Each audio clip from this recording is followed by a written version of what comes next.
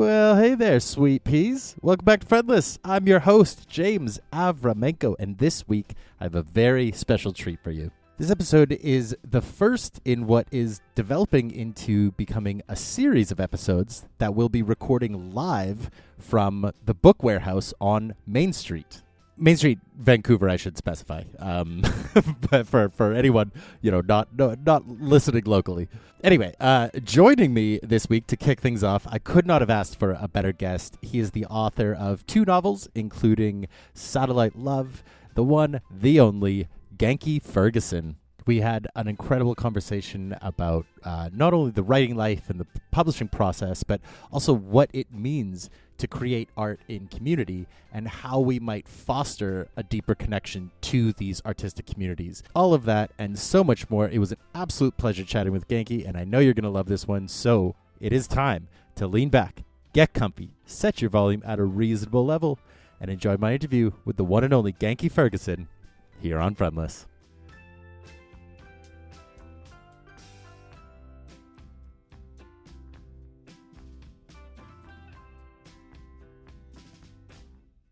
All right. So this week on Friendless is a really, really special event. We are recording live in the Book Warehouse here on Main Street, and I have my guest, Genki Ferguson. No worries. Thanks for having me. Right? Thank you so much for being here. No, I of really course. appreciate Out of the store too. You worked at this location, or I worked at Book Warehouse. I didn't work at this location much. I filled in like a couple shifts, but I went to Emily Carr University. I did the film program there, and for about the whole time I was studying there, and then also for a couple of years after during pandemic weird kind of era, I was working at the Book Warehouse on Broadway. So it kind of feels like home. I've been working here basically since I moved to Vancouver in like 2016. So I love it. This is my favorite store and my favorite chain. So it feels like home in a lot of ways.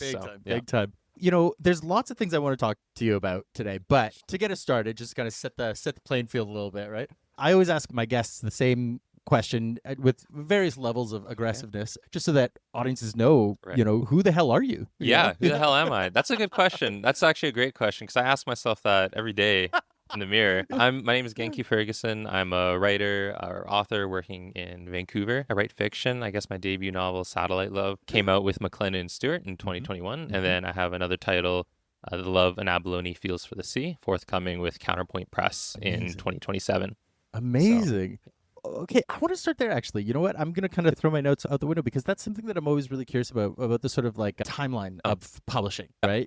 And sometimes you'll look at authors and you'll sort of look at their work, and there's these big gaps, but it's not like they're not working. Right? Yeah, definitely. Can you tell me a little bit about your experience with the, there's the writing process, obviously, but then it's more about like, how does the publication, why 2027, why so far out? Yeah, because it's the manuscript is done, at least in some capacity. Now it hasn't been properly edited yet by the wonderful team at Counterpoint. And this is really just like ink not even dry, like a couple weeks ago. Gotcha. The Congratulations. deal. Yeah, thank you. Yeah, sorry about the publishing industry. I mean, it takes a while, so that alone, I mean, a draft can take you a year, let alone all the kind of planning beforehand, if there's a research component. So Abalone, or The Love and Abalone Feels for the Sea.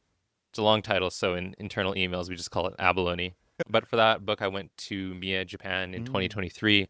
The book is centered on ama divers, which are traditionally female. They free dive without the use of oxygen masks, tanks, or masks, just holding their breath, and they dive far deep underwater and kind of harvesting abalone and sea snails or just whatever else. And that's kind of how they make their life work. I think they pop up in pop culture from time to time. Yeah. Sometimes as pearl divers, which isn't quite what they are anymore. Sure. For that, I went to Mie in 2023, Mie, Japan, and spent, I believe it was about a spring, kind of in one of these villages, learning about the culture, and that's sometimes even working with them too. It was a lot of fun, but that, as fun as that is, that's not writing. That's the research. So then after that, then you got to write the thing. And then even the process, after you have a draft, if you're being traditionally published, often you have an agent. An agent is kind of who's in your corner. They're the one that represents you to the publisher in a lot of ways and deals with the business side of things that writers, myself especially included, don't really know. There's actually your agent kind of acts as your sword and your shield in a lot of ways, but your agent will help edit your manuscript often and help place it with a publisher and an editor. That's a good fit for the book. This is all before the deal was announced, even. Right, yeah. And then there's the whole process of finding a good match. Different manuscripts, different novels require different levels of edits. Even if it is a light edit, there's still so much time that's required to properly market, promote a book, kind of get the word out there. And then publishing, they don't want to compete with themselves too, right? Sure. So maybe they have another title or a similar author. They want to make sure they're launching your book at a good time. That's the 2027. That's really exciting. And like I say, writing a book is not an easy task in and of itself, you know, No. right? It's just so fascinating to me, the rest of the production or the rest of the kind of system that has to go in, right? And this is something I wanted to kind of talk to you a little bit about. As a writer, there's this perception that you create in isolation, right? Yeah. Because it's just, there's the sort of myth of the genius at the typewriter. Yeah, right? I mean, and that myth is beneficial in a lot of ways too. Sure. For publishing as a whole. Right. Right? Yeah. Say more about that. What do you... I don't think it's necessarily a bad thing, but so much goes into creating a novel. But ultimately, you know, often it helps to have this image of definitely do not put myself in this category, but it helps to have the image of a reclusive author, at least in a classic sense. But really, there's so many people that have a hand, not just directly with the manuscript itself, like your editors and agents or copy editors. And there's also all the wonderful, like your agent will have assistants and readers, and your editor will as well. But a book is a whole thing. It's not just the story, it's the cover. You know, Satellite Love has some art design in it too, and that there's illustrations throughout the book. And Emma Dolan was the designer who did a really wonderful job with that. Gotcha. So there's the design, there's the marketing, you know, there's a whole package that the act of writing the story is, even I hesitate to say that, because that you're often bouncing off and getting friends to read it. Exactly. Writing is solitary at its most pure form, but there's no real way to write in isolation, I don't think. Yeah, thank you for taking that, because that's what has been in my mind. Yeah. But I'm always curious about, I think that there's sort of an outside perspective. I think for people who don't write, they don't realize how much of a balance is required. Yeah, it's very community. It can be very community oriented. I think at its best it is. I guess, I'm hesitant to say like should or has to be, or, you know. I mean, but everyone has their own process process ultimately. And for myself, I think any writer should have their drafts read by friends, read by trusted readers. They call them beta readers. It's kind of like a bit of a slang or lingo, I guess, jargon. There's the word. Took me 3 tries. I am a writer, you know, believe it or not. I do know my words. That's kind of the jargon. So I have some of my friends here, for instance, who, while not directly helping write, definitely are part of the kind of community that you wrap yourself in as a writer. And that leads me to another point. You know, on the show, very often I'm discussing with guests about the communities that they kind of work within and that they interact with, and how do they build these communities. But I think to begin with, what I always like to do is sort of lay the foundation of what does a word like community mean to you, and how do you personally define that? Yeah, that's a tough one, because writers are, I'm going to contradict myself a little bit, but you are inherently solitary. So it can be tough to build a community in that way. I think just fundamentally to like I'm going to spend like 5 years of my life writing one story alone. There's a certain mindset you need to have. So I think a writing community is in some ways very distinct from, maybe, I'm thinking about my friends who are like jazz musicians that will get together and jam. I'm not really getting together with my writer friends, jamming on a story, but we'll meet for coffee, or we'll go over, you know, sometimes it's about industry too. Like I have friends who will offer perspective if there's something I'm not quite sure about, or on a larger story scale. Maybe we'll talk about philosophy of story writing, which it sounds more fascinating than it is, but it's really just 2 writers trying to untangle different stories using the other person as a backboard. What were we talking about? Oh, what is a community? I mean, I guess mutual support. I think at its best, a writing community doesn't really gatekeep information. I think it's helpful from the level of craft to the level of industry. You want to be careful with what you share and who you share with, but I think if you build up trust with certain people, you should be able to discuss. Yeah. How do you find yourself, personally in your experience, how do you find yourself building those connections? You know, because I find that, like, you know, myself very much included, but I think many people, you know, there's sort of this like outside looking in where they're like, they see people who have friends or connections for decades, and they're like, I want that now, but you can't build it like that. It has to be incremental. And I'm wondering, where do you start? I mean, that's a tough. It's organic, and you find community so many places. You know, working at a bookstore for like the better part of a decade helped with that. More so with like readers, but I definitely met some authors through the bookstore. You know, for me, had a leg up in some ways and also not others. I didn't do a MFA in creative writing, which is very common in kind of Western world to do a creative writing MFA. There's even a book, I haven't read it yet, but I just saw the other day on how, I think it's called I'm going to scrap this because I'm about to bungle my words, but MFA programs are a big part of developing community and voice. Like I know, for example, Sashiba and Kevin Chong are both kind of part of that world. I didn't do an MFA, but my father is an author. Gotcha. So since a young age, I've already felt like part of that world. Yeah. My father, Will Ferguson, whose book Killer on the First Page is out now at your favorite bookstore. Especially at Book Warehouse. Especially at Book Warehouse. He's not in Vancouver, but I'll sign it for you.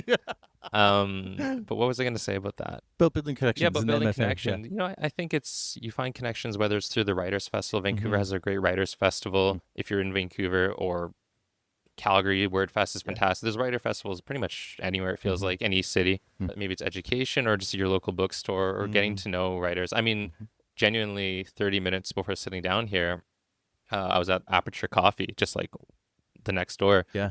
And I ran into Andy Zuliani, who is an author in Vancouver and also a friend of mine. So Amazing. I think you settle in one place long enough, you start to get to know people. Yeah. And I'm Sarah. How did I meet Sarah? Oh, I met Sarah at the bookstore. I was working at Book Warehouse, and she was an author, and her first book was coming out the same time as mine. Yeah. So, yeah. And that's one of the interesting things. I mean, I think we're coming at it from the perspective, obviously, of like Canadian art. And the irony is there's not that many of us, right? You know, even just collectively speaking, there's not that many Canadians. So it's kind of hard, you know, it's sort of hard to miss us. But if you were to make a few recommended steps, you know, you mentioned things like festivals. Where would somebody go to begin with to make these connections or meet these people? You know, what would you recommend somebody to do? I think indie bookstores are really like a really core component of this. Book Warehouse here obviously is doing this amazing podcast and always has launches. So going to book launches, but then there's bookstores throughout the city too. I'm thinking like Nurunji on Granville Island. I want to give them a shout out too. Yeah. They do really cool stuff. Jennifer there runs a bookstore social night, which is really just like a wine bar inside a bookstore after hours. So yeah, just keep your eyes peeled, I guess. Indie bookstores are often hubs for this. And if you're lucky enough to live somewhere with a writers festival, obviously that's a big one. But even outside of the regular festival season, I know the Vancouver Writers Fest has a really great kind of year-round set of programming. Yeah. You know, talking about the idea of independent bookstores versus the sort of the chains, you know, when we talk about the importance of an independent bookstore, what's your experience been like as an author with your connection? Not just working there, but just what is your connection to independent bookstores, and what kind of impact do you see them having on especially kind of newer or kind of breaking in authors? Yeah, I mean, I was a bookseller first and then an author second, or a reader first, bookseller second, author third, if you want to keep going that way. The impact, I mean, I think ultimately we're lucky enough to live in a city that has a lot of independent bookstores. I think the chains have benefit in that it's a wide reach and you can count on them to have such a large stock. Yeah. But then if you're lucky enough to live somewhere with a great indie bookstore, or in Vancouver where there's many amazing indie bookstores, you know, you can really get to know the booksellers there. You know, I know different bookstores kind of cater to the taste of their area too. So maybe your book doesn't have, maybe it's not like the lead title, and that's fine, and you're not getting crazy distribution. But you get to know your local community, you get to know your local independent bookstores, and they'll stock more. You'll be able to go in, you'll be able to sign it. And again, this is just all comes down to this kind of nebulous idea of community. But yeah, I think it's, you know, independent bookstores really thrive in my mind on hand selling, which is where Book Warehouse has a really great tradition of having every staff member usually gets a shelf of their favorite books. One really enthusiastic bookseller at an indie can sell more than like an entire region of other stores. So 100%. Yeah. It's those conversations, isn't it? A little like on a more, I guess, pragmatic level, just about sales, but beyond sales too. It's again, this concept of community and this is where you meet other writers. I mean, Sarah is is one of my closest writer friends for sure. And I met her at Book Warehouse. Gotcha. So, yeah.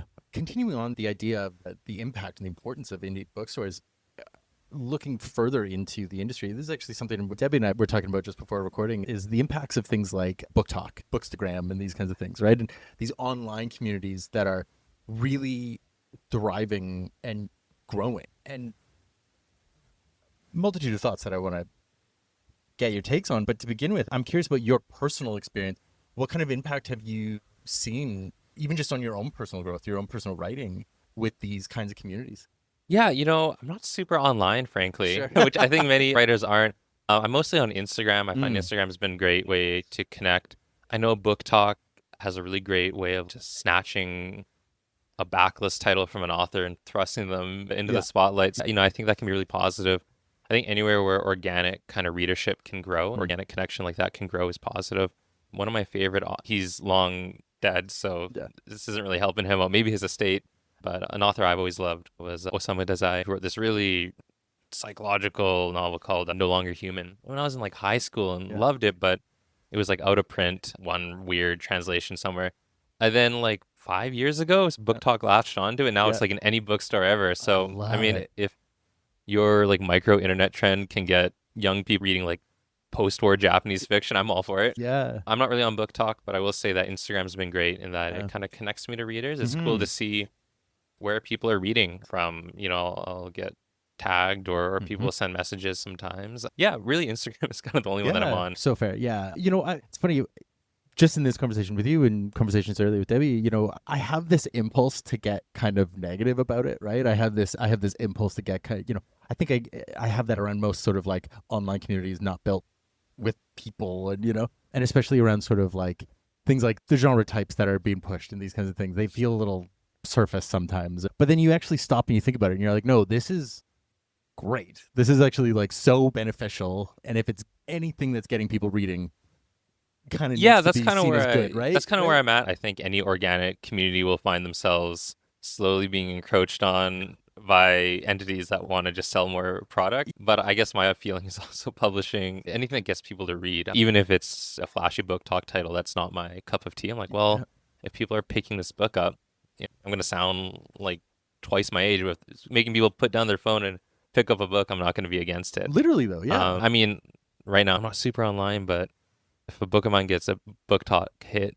you'll see me every day in front of the book talk, be like, hey guys, whatever trend is next or whatever. Yeah, that's something that I think, you know, again, I'm obviously framing it from my personal perspective, but I also think it's a pretty common one to like see it as like, oh, it's flippant, it's surface, it's whatever. It's, you know, the kids are just reading trash or whatever. But it's like, then that instills a love of reading that hopefully will bloom into something else. Yeah, definitely. Right? And I mean, you need not everything can require like a master's in literary, you know, like you need to have entry points. And I think that's really important. I myself, I think I write a mixture of kind of literary or commercial. It's hard for myself to tell, or any writer to tell what niche they fit in all the time. Sure, yeah. But yeah, I think anything that you need an entry point. Yeah. Right. It's like any art. I'm all into literature, but I don't know a lot about jazz, for instance, but I've had friends who have pointed me towards, you know, maybe something more approachable that will kind of start me on a journey. So, do you see the intersection of other storytelling mediums? Do you see it impacting your own writing? Are you witnessing shifts in how book stories are being told because of the impacts of things like, you know, narrative structures in video games, or narrative, you know, the changes of movies or whatever it might be, or TV? Yeah, actually, that is something I've thought about a decent amount personally. I mean, it's like trying to psychoanalyze yourself. You know, I can't really answer that. But I mean, I've been really interested. I think, you know, video games especially are as a medium. I used to be a big gamer when I was in like high school, but then I went to university and had responsibilities. So not so much anymore. But I think games especially are a really interesting kind of frontier. It's such a young, I mean, we talk about like cinema being a young medium, but video games are even younger than that. Literature has had about a couple like 1,000-year head start. So it'll be interesting to see where more interactive modes of storytelling go. I mean, I'll play, what did I play recently that was interesting? I mean, I had a writer friend recommend to me this game called Nier Automata, which is like I don't know if you're familiar. It's like a Japanese kind of action RPG. I'm not super, I don't play a lot of that kind of game, but what was interesting about it is that you need to basically play the game over 3 separate times to get the full story. Yes. I don't think you can really write a book that you have to read 3 separate. Well, maybe you can. Who knows? Well, right? that's my curiosity. We don't know what's going to happen. Yeah. I mean, there's some really amazing. I'm thinking of Helen DeWitt's The Last Samurai, which is this really sprawling postmodern novel that does so much with form. And I think as a writer, you always want to be thinking about form. Yes. And that's my curiosity. Even saying something like literature has thousands, it's the word has thousands of years. The novel only really has a couple hundred. By scale, still morphing and still coming together. And it's not necessarily, I think sometimes we have this image of the novel as this eternal totem, when in fact it's itself still morphing and shifting and learning what it can be, right? Yeah, it's like any art, it needs to evolve to survive. And I think, you know, books are maybe no longer the most dominant form of media consumption anymore, but in a way that frees it up. Right now, you would give that mantle to long form TV Yeah. now, not so much movies anymore. Exactly. I mean, it feels like every art is always in a crisis of identity. Yes. But that's, in some ways, I think it's healthy. Yeah. I think that's a really fascinating point too, of the idea of when it moves away from the spotlight, that's actually when you have a bigger opportunity to do something new. I think about a book like, I don't know if you ever read House of Leaves. I'm very familiar. I haven't read it, but I'm very familiar. I mean, it's not a book I've ever been able to finish, but it is something that is like, it's like homework, but it's a book I've never read something like it. And it feels like there's no way to make it anything but a book, you know? That's, I think, the opportunities that present. Yeah, and that's kind of the one like advice I do have to like younger writers, because I get asked a lot by people who want to write a book, and kind of the question is always like, do you actually want to write a book, or is it that you want to tell the story and the book is the only medium that you can think of, or that is most accessible to you? Which is fine, but I think if you're writing a novel, it's not necessarily easy, so you should make sure that what you want, there's a reason why you want to write it in this way. Yes. And that you wouldn't be better suited to, there's so many different forms, like as a serial over a newsletter, or maybe a short story collection, or maybe you want to put together like an RPG Maker game, or do an indie film. Yeah, that's kind of the one thing is, if you have this idea for a story in your mind, make sure you actually know what it is meant to be. Yeah, that's something I think about a lot. I remember years ago, I got suckered into getting one of those masterclass subscriptions, that website Masterclass. That's always tempted me. Yeah. I got totally targeted. It was in lockdown. I got a message. Yeah. And one of the first ones I did was the David Lynch class, which was fascinating. One of the things that he taught was the idea of, he didn't consider himself a filmmaker or a painter or a musician. He considered himself an artist. And what he would do is, whenever he got an impulse, he would ask, what does this impulse want to be? And if it wants to be a song, he'd write a song. If it wants to be a movie, he'd make it a movie, And I think something that kind of holds a lot of people back is this idea that I have this idea, I want it to be a movie, but I don't know movie people. I don't know how to make a movie. So instead, I'm going to make it a book and hope somebody else makes it a movie or something like that. Yeah. And I think you'd be surprised with what you can do just on your own. Exactly. I went to film school, actually. I went to Emily Carr, so I felt more like an art school than a film school in that way. It was a pretty like out there program. But I mean, originally Satellite Love was meant to be a screenplay. And then I realized that I understood and frankly loved books much more than I understood or appreciated film. But I think, the reverse can be true too. And being at Emily Carr or being in Vancouver for long enough, going to VIFF, for example, I saw the Modes screening. Modes is their experimental shorts program. And they're filmmakers and artists doing amazing stuff with like shoestring budgets and a camera. I think what's most important, no matter what you do, is to be educated in your form, not necessarily get a degree, get an MFA, pay for find a mentor, although those can all be valid too. Just absorb, just input. Like if you want to make a film, just know everything there is to do it. Know about it. If you want to write a book, make sure you know what you're writing. Make sure you know the form. I'm going to keep using jazz analogies because apparently I don't know much about jazz. But if I wanted to make an album, I wouldn't just jump into it and hope it comes to me. Yeah. I would want to pay respect to the medium. I think that's so important. That raises really, something. I've been a drama teacher in the past for many years, a teacher of some capacity for even longer. But something that I'm always trying to get across to all my students is this idea that, more often than not, people think that they can just jump in and break the rules right away. They can just make something brand new and, right? And it's so much more beneficial to learn the fundamentals and to learn how to do the fundamentals well before you can then break out, right? You know, so it's like try to write the most boilerplate novel first before you then start experimenting. Learn to read like a writer. Like when you're reading, it's a different way of reading where you should understand also how the story is being put together and why certain decisions are being made. Or if you don't like something, reading something you don't like is so valuable too. Why don't you like it? What would you have done differently? And more on a deeper level than just, I don't like this character. Like, well, why? Is it, do they feel inconsistent? Does it not feel true to this world? Or what would you change? And would your change even be better? Or is it a different story at that point? Yeah. Well, and the idea too, I think, digging into that a little deeper too, because I think you raise a really valid point about the idea of like sometimes people are uncomfortable with art about quote unquote bad people, and the perfect example is something like Lolita, where it's like people think that it's like in defense of the narrator, and it's very much not. Yeah. Do you think that this comes down to some level of like media literacy or critical thinking skills? So without getting on a soapbox, I mean, that's definitely. I would say so. And we're also on a podcast, so I guess that's what soapbox. When to soapbox? What were you talking about? Media literacy. Yeah, I think it. Not to rag on current social media or whatever, but I think having we're in a crisis of attention span. I think Yes. even people who love the whole TikTok Reels ecosystem would admit that. And I think it's important to learn to sit with art that makes you uncomfortable. In the same way that's important to learn to sit with situations in life that make you uncomfortable. Yes. Not everything has to be curated to make you comfy and happy all the time. The world is so stressful. I get it, but at least if you want to engage with a full just experience of being a human, there's more to it than just making sure you're in a safe bubble. Read works that perplexes you or that maybe upsets you, and then know why. You don't have to like it after. Yes. But try to come to it halfway. As a reader, I'm always trying to do that too. I mean, I have my genres that I like, but if I find myself reading too much of, and I read a lot of Japanese fiction, for instance, especially when I was writing my debut. But if I find I'm reading too much of one genre, I'll try to switch it up and, I don't know, maybe read like a Czechoslovakian sci-fi novel I've never read before. I may not get it or necessarily like it, but I'll force yourself to sit through it and read the whole thing. I mean, Elena Ferrante's My Brilliant Friend. It's a tetralogy of four. I mean, it's familiar, I'm not choosing something obscure here. It's like a really, they made like an HBO series of it.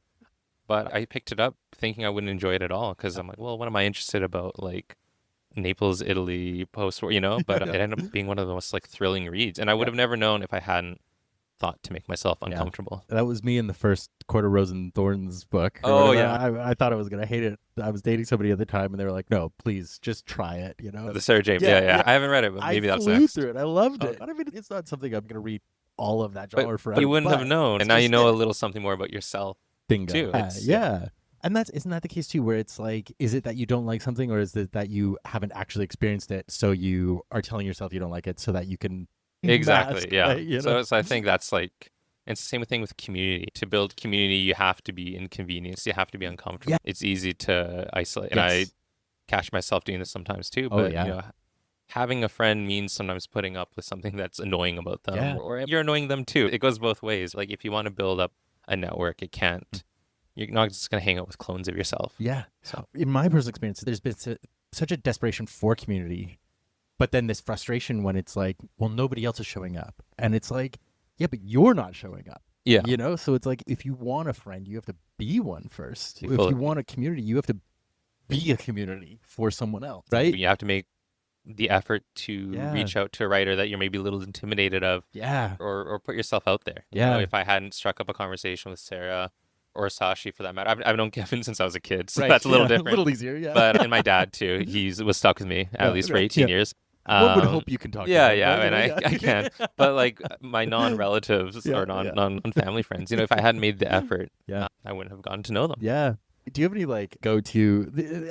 I'm always hesitant around things like prescriptive advice, but I'm always curious about how people take these kinds of questions on of like, what would be some strategies that you would recommend to somebody to like get over that, or how would you approach if you didn't know an author and you wanted to, I think it comes down to being okay with yourself. Like if I've had lovely experiences with all these people, but I've had not great experiences with other writers too. Sure. But it's ultimately, I mean, they don't change who you are. If there's someone that you want to admire or a writer that you're curious about and they maybe blow you off, that doesn't make you worse for it. If anything, it just makes them, it drops their esteem maybe. The same way that discomfort is the cost of community. So is both. You have to be okay to be afraid of. Yeah. Interesting. I like that. Do you find yourself actively trying to separate the art and the artist in those moments, or does that end up tying it deeper? In what way? Like, let's say you meet an author and they're a total dickhead. Do you separate that person from the art, or does that influence how you engage with the I'm art? not gonna lie, it makes it harder to like stuff. I can't. It does. Yeah. Do you philosophically speaking, do you find yourself leaning more towards like the art is the artist, or do you find yourself separating the like the sort of the death of the author thing, right? You could ask me every day of the year and I'll have 365 different answers for you. So that's a tough one. I mean, so I'm going to give the milktoast Canadian answer of like, it depends. I mean, I think my thing is always context is king. So like, I think as ultimately, I went to art school and your statement and your practice, we're taught and we understand that it does inform your work. And I'll enjoy certain writers so much more if I know their history. For instance, a decision in a film or in a writing or maybe in music too. Maybe it makes a little more sense to me if I know where that writer or that artist is coming from. Yes. So I guess I don't fully separate them. I think it's, and also if that artist has done something really morally reprehensible. It's just hard to enjoy it anymore. Big time. Yeah, I guess that's No, my that's answer. really it. I like that. I found that really interesting, and I think you nailed something there too about the idea that, and it's kind of spiderwebbing my brain into examples in my mind of like when you learn about somebody's history, and then you're like, oh, that's why they're telling this story. It can enrich it as well. Exactly, separating art from the artist doesn't just mean like overlooking something terrible to appreciate something, maybe a beautiful novel. I mean, it can also mean enriching your understanding work of a career. The one that always comes to talking about Osamu Dazai, and so much of his life really informs his work. He's kind of built up this mythos around himself. In the past tense, I guess, but he had just a really troubled life. That reflects so clearly in Japanese literature. There was kind of this whole movement called the I novel, which was basically like autofiction kind of. And that's an example of meshing as close as possible in the form of fiction, the art and the artist. I remember reading a book a couple of years ago. The title escapes me now. Something like reality, something, I don't know. But it was talking about the idea that fiction often houses deeper truths than nonfiction. And I'm wondering, in your experience, do you find that to be paid to write fiction? So my answer is yes. Do you find yourself, what do you like when you are writing fiction versus when you're writing nonfiction? In my experience, I find it's like almost safer to say truer things through fiction. I guess an element of that. I mean, I think the best fiction tries to name something unnameable, to put to words something that fundamentally resists being put into words. So that's, I think, the tension of what makes the best of fiction so thrilling and so interesting. I think with Satellite Love, I really tried to do that with this sense of belonging, but also so much of what we talked about really ties into this. The tension of wanting to protect whilst being so vulnerable yourself. It's about a young girl who falls in love with a satellite who may or may not even exist. With Abalone, that's a really core part of it too, is what does it mean to try and protect or care for someone when you yourself maybe need to be protected as well? Or are you maybe just imposing this protection, maybe offer something to you? I'm not a philosopher, I'm not an essayist, so for me I try to approach that in fiction. I love that. I'm just watching the time here, so I'm just going to move to kind of a couple little wrap-up questions. But I think to sort of cap off the discussion, I'm curious about what is your perspective on, this is a really big, you do not have to have any kind of professional answer, but I'm just curious about your perspective on, like, what's your take on the state of the industry right now, of publishing, of writing, of, what's your experience with where are words right now? And what's something that gives you hope, and what's something that you're hoping we avoid? That's a big question. State of the industry, I mean, I think we're reaching a point where so many people have so many different stories to be told. It's never been easier and also harder to be seen at the same time. There's so much signal and noise, as they say. Anyone can write a novel, and I think that's not bad. I think there's so many different ways now to have your story read, whether it's through traditional publishing or self-publishing. I think what's important is to remember is that art or storytelling is ultimately, should be, in my mind, it's a one-to-one experience. Maybe your book is read by 1 million people, but one person is reading it at a time. And that's kind of what I think as writers or as artists you should focus on, is that individual kind of connection. In terms of publishing as a whole, similar to the way that indies are growing, there's so many amazing kind of indie presses growing too. My agent is the one who knows the industry better than me, so I guess we could ask her. I guess from an artist end, I can answer that. It's never been easier to write a novel. It's never been harder to have it read. You should look for ways, in the same way that you should understand if your story should be a novel, or if it should be a movie, or if it should be a video game, or a conceptual soundscape, or whatever, or a podcast. You should also think about, how do you want your work to find an audience? How do you want it to connect? And that doesn't necessarily mean going viral on TikTok or having it on shelves everywhere. Maybe it's a more direct kind of thing. I think in the digital age, I'd like to think that maybe there's a bit of inertia coming back to physical goods and kind of individual connection. I mean, vinyl is now, I don't have a record player, but vinyl's a thing. No matter how much we talk about ebooks, people are still buying physical books and coming to independent bookstores. I really appreciate that perspective. And it is something that, I was mentioned before, I have an inclination towards the doom and gloom. But then when you actually sit with things, and also when you look at the actual numbers and you look at the actual, like, what's really going on, not just assumptions and not just kind of what your echo chambers are telling you, I think there's a lot more hope than not. Yeah, I mean, there's never been more people alive in one moment as there are now, which is terrifying and also incredible. And I don't know, genuinely more than any one brain can comprehend. Exactly. Yeah. That's why I tend to put those, I love exploring those thoughts, and then I also love putting those thoughts away, because it's like there's no way to hold it. If you're trying to create something, you need to be a little ignorant to that. Yeah. You're not going to, if you're constantly thinking about, there's like 100,000 other people writing a novel at this moment, and at this coffee shop, there's 2 other guys writing their novels, and that guy's further along than me. I can see the word count. You're never going to get anything done. Yeah. Genki, this has been such a pleasure chatting with you. Thanks so much. Yeah, it's been a pleasure. Thanks for having me here. Absolutely. But before we wrap up, I was wondering, for the people who are watching, they've seen our little backdrop of books. I was wondering if you want to tell me a little bit about, maybe highlight some of these books for, if people wanted to opt out of the book. It's like a lightning round. Yeah, It's actually a good mixture of books too, ranging from literary to kind of mystery to speculative to wonderful debuts. Please buy my book. Although that one is yours, so I'll let you talk about that. Yeah, I will. Double Life of Benson Yu, Kevin Chong, came out a couple of years ago, got a lot of buzz. I think it was shortlisted for the Giller. Mm-hmm. It's kind of a coming of age story set in Chinatown. Kevin has a really strong, at times funny, at times kind of sad voice. I love Kevin's work, and this one's no exception. Sashi Bhatt is killer wordsmith. It's a collection of stories, death by 1,000 cuts, and every story feels like a cut in a way. Yeah. She can be blisteringly funny and devastating too at times. I can't recommend her enough. Sarah Suk, Meet Me at Blue Hour. It's kind of a speculative novel about memory loss. She's written quite a bit. We debuted at the same time, but she is very prolific. She's written, I think, A Maid in Korea was her debut, which was a kind of YA romance. And then Meet Me at Blue Hour is Senorus. It's kind of speculative. So you lean a little towards that. Cool. It just came out hardcover.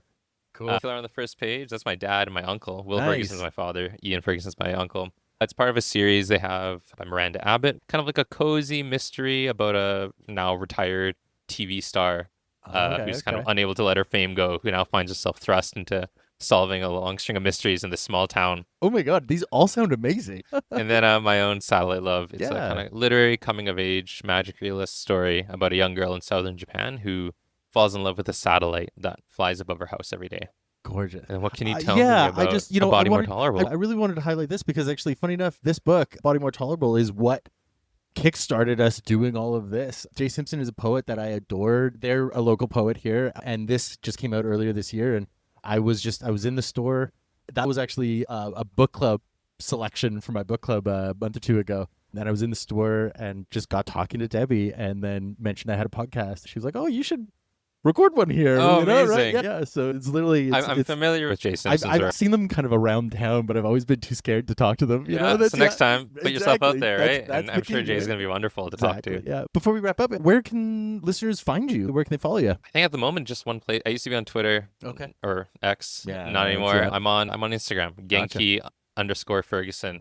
It'll be right here. GENKI_FERGUSON. Worst case scenario, it'll be in the show notes. Yeah, you can look here. That's my name. Just put an underscore. Right? Yeah. Maybe that's what I'll do. And then there's an explosion here, and then a rainforest. I'll see what I do. The episode's never coming out. But yeah, one more time. Thank you so much. I really appreciate it. It was a pleasure.